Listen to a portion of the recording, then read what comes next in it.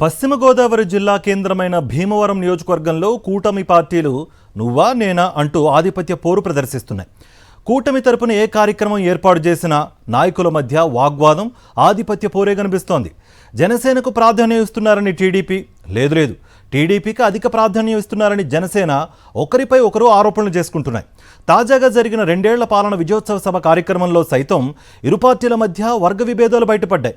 అయితే సభలో పెద్దలు సర్ది చెప్పడంతో వివాదం తాత్కాలికంగా సద్దుమణిగిన పరిస్థితి నివురుగప్పిన నిప్పులానే ఉంది. పశ్చిమ గోదావరి జిల్లా భీమవరం నియోజకవర్గంలో తెలుగుదేశం, జనసేన పార్టీల మధ్య పరిస్థితి రోజురోజుకు దిగజారుతున్నట్టు కనిపిస్తోంది.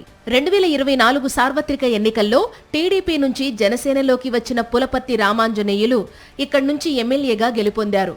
అయితే ఆయన టీడీపీ నేపథ్యం ఉన్న నేత కావడంతో ప్రస్తుత పాలనలో గతంలో తనకు పరిచయం ఉన్న తెలుగుదేశం నాయకులకే అధిక ప్రాధాన్యత ఇస్తున్నారనేది జనసేన శ్రేణుల ప్రధాన వాదన. మరోవైపు జనసేనకు సీటు కేటాయించినప్పటికీ టీడీపీ నేతలందరూ ఏకతాటిపై నిలబడి కష్టపడి రామాంజనేయులను గెలిపించామని తెలుగుదేశం వర్గాలు గుర్తు చేస్తున్నాయి.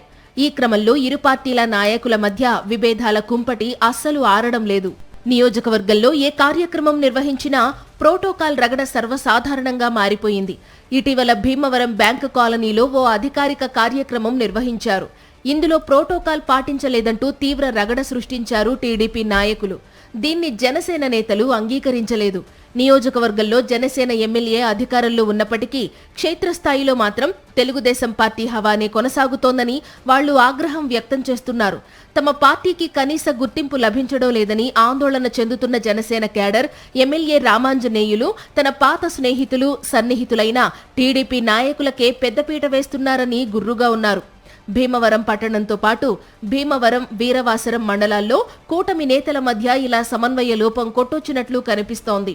ఈ కార్యక్రమం కోసం 3 పార్టీల నుంచి 8 మంది చొప్పున నాయకులను వేదికపైకి ఆహ్వానించాలని, వారిలో ఒక్కో పార్టీ నుంచి 4 చొప్పున మాట్లాడేలా ముందుగా నిర్ణయించారు.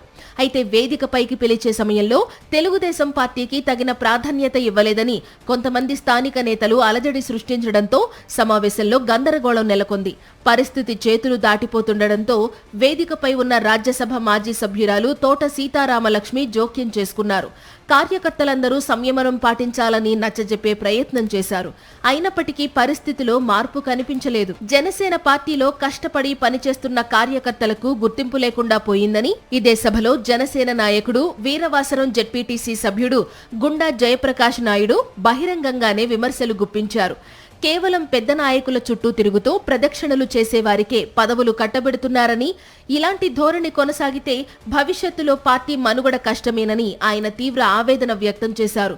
దీనిపై వేదికపై ఉన్న కొందరు నేతలు స్పందిస్తూ ఇది పార్టీ అంతర్గత కార్యక్రమం కాదని, కేవలం ప్రభుత్వ అభివృద్ధి గురించి మాత్రమే మాట్లాడాలని అడ్డుతగిలారు.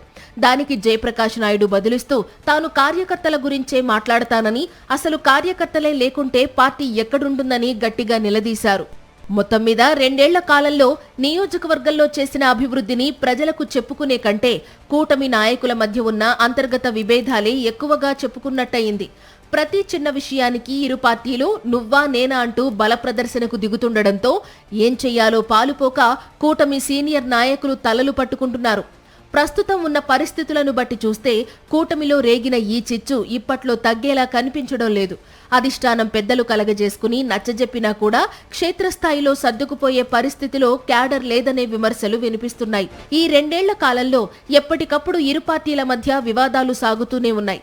ఇటీవల జరిగిన మరో కార్యక్రమంలో మాజీ ఎంపీ తోట సీతారామలక్ష్మి సైతం తీవ్ర అసంతృప్తితో స్టేజ్పైకి వెళ్లి కూర్చునేందుకు నిరాకరించడం స్థానికంగా పెద్ద చర్చకు దారితీసింది.